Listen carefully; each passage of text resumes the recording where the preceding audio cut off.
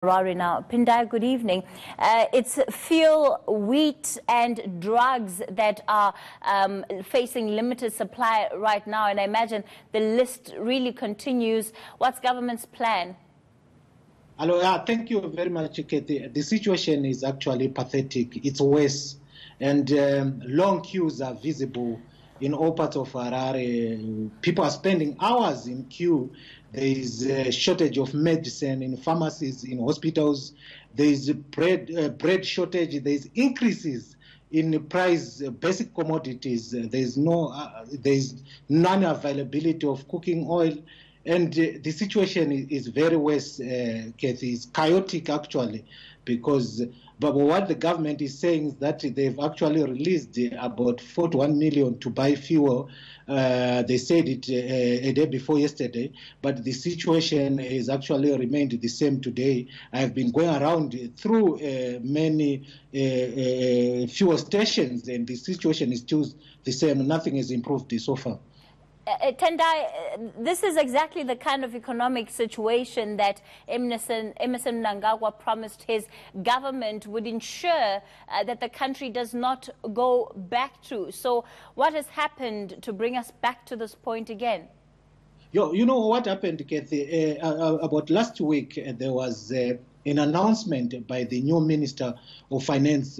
President Mnangagwa appointed his cabinet about 2 weeks ago, and the new finance minister and the central bank announced that there are new taxes, that every transfer of mobile money attracts about 2%. So this is what has caused this chaos. We've spoken to other government officials, and they said if this was not announced, things would have been in better situation.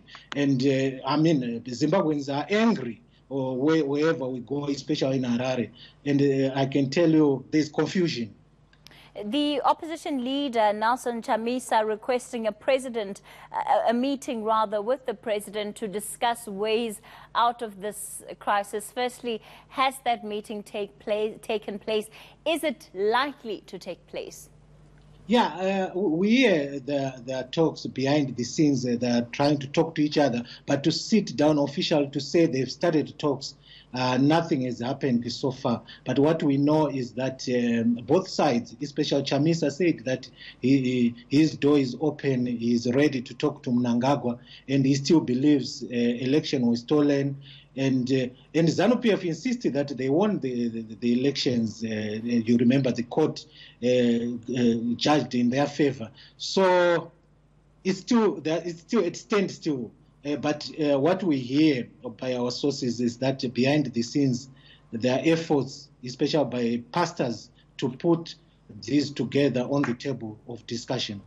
Pindai, the last time we saw such shortages also, especially in the capital, Harare, it resulted in protests that took place over food and fuel. Is that likely to happen again? Yeah, the Zimbabwe Congress of Trade Union, this workers' union, has promised that by Thursday, they've set a date that Thursday they will have protests in the streets of Harare against this economic crisis. They say most work and the unemployment, remember, Kathy, it's about 90%, and they're saying it continues to increase. So the situation is confusing, actually. Oh, it certainly sounds like a dire situation. Pindai Dube is out in Harare for us, and it will be interesting to note the kind of traffic that currently is taking place at the Beitbridge border post, because usually that's where we see a spike with many Zimbabweans coming to the northern parts of our country, at least to stock up and then heading back home.